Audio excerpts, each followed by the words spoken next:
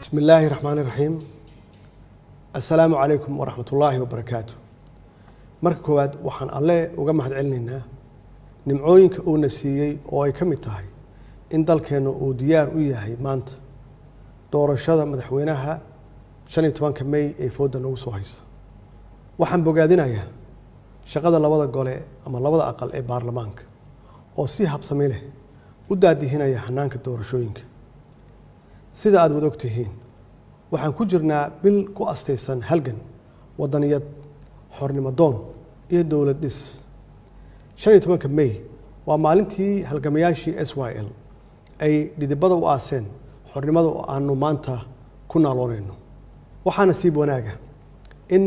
maalinta doorashada madaxweynaha jamhuuriyadda federaalka Soomaaliya lagu beegay maalinta xuska halgamayaashii SYL waxayna taasi diraysaa fariin cad waxaan ka codsanayaa shacabka Soomaaliyeed inuu si weyn ugu diyaar garoobo una xuso maalintaas maamuuska leh walaalayaal dalkeena maanta waxa uu u baahan yahay hoggaan aamin ah oo ilaaliya amaanada ummadda iyo hantida qaranka aaminsan kuna shaqeeya qarannimo oo ka fog qabyaaladda iyo qof jeclaysi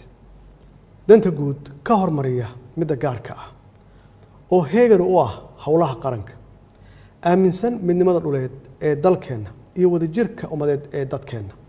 ilaaliya madax banaanida dalkeena iyo qabka dadkeena oo ogol kaliya iskaashi ku dhisan wada shaqeyn iyo is-ixtiraam kala dhaxeeya caalamka intiisa kale xogaala oo awood u leh joogteynta isbedelada socda ee dalka ka hana qaaday 5 sano ee la soo dhaafay la jira shacabka